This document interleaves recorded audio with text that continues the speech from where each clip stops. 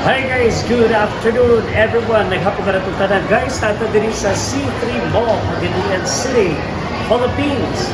Ganahan ko din guys, ano mo naman, kahit ako kay Mingaw siya, at the same time, maka-afford pa tag-storya ninyo. Okay? Unlike other places, sabak kayo, dahil din yung kaabot ng tingog, no?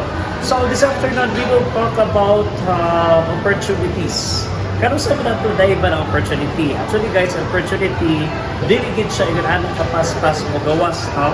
Nakakitagyan ko na abot opportunity sa itong kagalingon, sa itong kinabuhi, but eventually, na mga opportunities nga, ato na po siyang hindi panabay. So, inano lang, opportunities only knocks once and we need to grab it. Kaya dinita na panahon mo balik siya. No?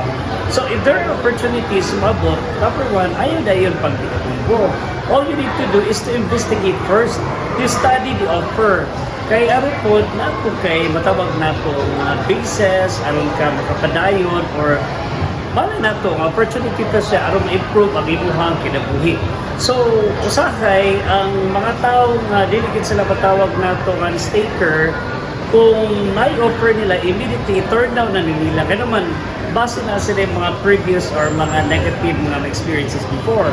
So, all you need to do, I don't say turn down. For the opportunity, try to study first at try to know the pros and cons, ang mga positive and negative ani before ka mo negative or before ka mo refuse. Kaya kung dalang opportunities mo ang gini mo, dahil na-hook ka sa past mo, mga past or mga bad experiences na the past, wala din mahimo silang kinabuhi. So, whenever na opportunity, imong buhaton is, imo sa siya dawaton, at the same time, take time to study it.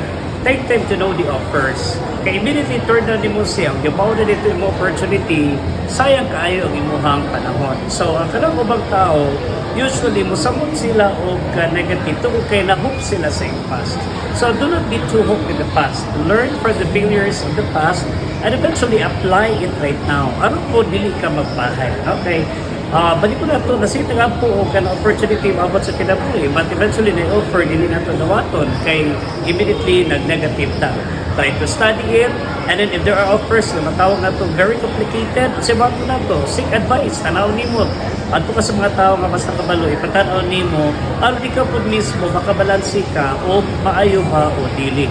Dapat yung gitawag risk-taking, no? Kaya importante mo dyan tayo risk-taking. We need to be risk-taker. Kanang risk ba? Kanang ba willing po ka mo-gamble on? Kaya kung hindi po ka mo-gamble, wala ba kayo may tabo? Isa pag maghilata ka na tibukan lang, magpaabot ng opportunities. Actually, wala opportunities maabot ni mo.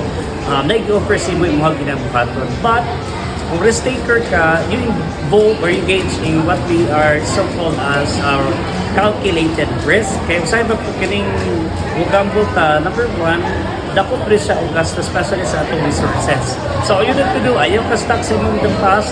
However, o si Wato di mo, seek advice. Makutana ka sa mga tao nga sa kabalo.